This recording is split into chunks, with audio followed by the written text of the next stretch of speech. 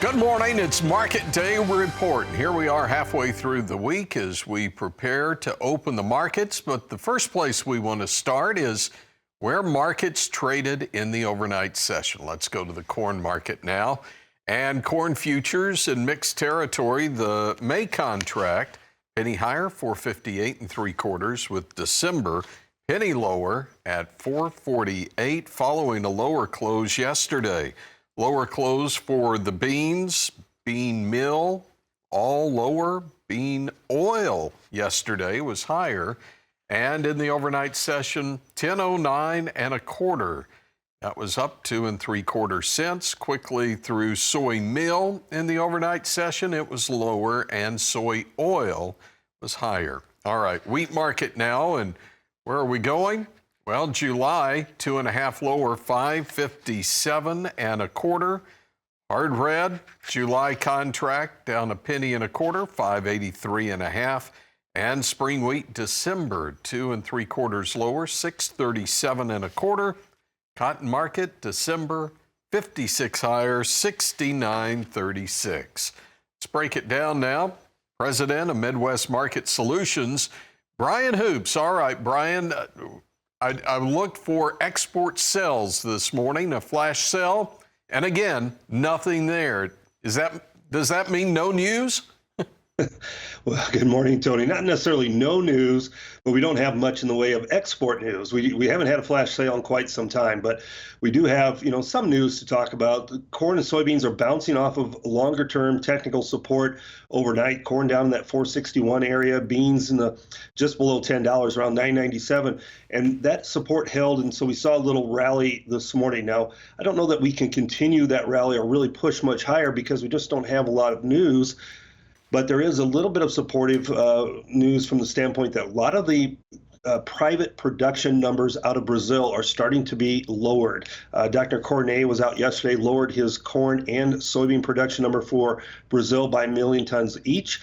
So that's kind of been the trend here recently, is the late season dryness in Brazil is affecting that crop of corn and soybeans, and yields are starting to be decreased in size, whereas Argentina maybe has stabilized a little bit.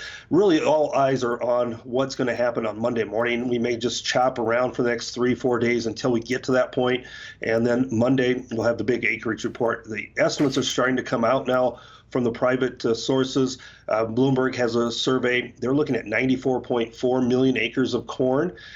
That would actually be less than what we planted in 2023. We planted to 94.6 million. I think it's going to be somewhere north of that, 95.5 million. I think the all-time record we planted was 97.2. I don't know that we'll challenge that, but we're going to be closer to that than what we were last year, where we planted 90 million acres of corn. And soybeans, kind of the opposite, went from 87 last year, closer to 83.5 million this year. That's what the survey is looking for, and virtually unchanged wheat acres. So that's, I think, really going to give us the direction. From a seasonal standpoint, usually this is a great time of the year to re-own cash sales that you made through the winter for a spring, summer weather type growing event. That rally usually commences here during this time frame in March, and then moves April, May to your highs that we usually make in June. So from a seasonal standpoint, this is a time of year to look at doing something like that. All right. Let's take a break. We'll come back in a moment. We'll pick up the conversation with livestock. Market Day Report continues in a moment.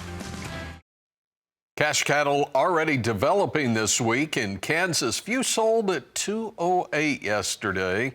We'll see what happens over the next couple of days, but we expect cash cattle really to develop either later today, possibly on Thursday, and a slight chance it will be wrapped up by the time we get to Friday. All right, how did we close out the session yesterday? Live cattle futures were mixed. We were higher on the April and June contracts, with June at 202.32. However, August, October, and December all in the red. Now for the feeders yesterday, March was higher, but the April down 40, 284.85, and the May 72 lower at 284.12. What about the hog trade? Well, hogs yesterday settled the session higher, up 95 on the front month, 86.65, and the July knocked on the door of $100, hitting 99.32, but settled off those highs and 50 cents higher on the session, 97.27. Let's go back to Springfield, Missouri. Brian Hoops. And Brian, when we look at what's happening in the livestock markets, what are you watching? As boring as the grain markets have been lately, the cattle market was as exciting. Big rally early in the morning, a bigger sell-off in mid-morning, only to come roaring back and close higher yesterday in that cattle market. So we really like that price action. It bodes well for further gains today. The cash trade was just very limited so far this week. Just a few hundred head at 208, down a couple of dollars. Dress trade was even less than that at just maybe 100 head at 334, down a dollar. Bulk of that trade is going to develop later this week. So we're still looking for probably close to that steady money. Packer margins improving with the higher cutout values that we've seen. And the price action in the futures, as I said, very, very strong. We also had cold storage report out yesterday, and then tomorrow we'll have the hog and pig report, quarterly hog and pig report. But yesterday's cold storage saw a lot of missing beef. We were down 6% on the month. Beef and freezers, pork supplies were actually up 4% for the month. But that drawdown in the beef should tell us that there's good demand from the packers and that they're going to need to replenish those coolers before we go into the summer grilling season. Yeah, and you just throw in the fact that we're trying to get Mexican cattle back across the border into those Texas feedlots. Again, that's been somewhat of a game changer for the industry. Would you agree? Yeah, it certainly is. It was really expected to put some pressure against those feeder cattle markets, but we're back, near those old-time highs. It's really uncertain how many cattle are moving across the border at this time. We know there's some.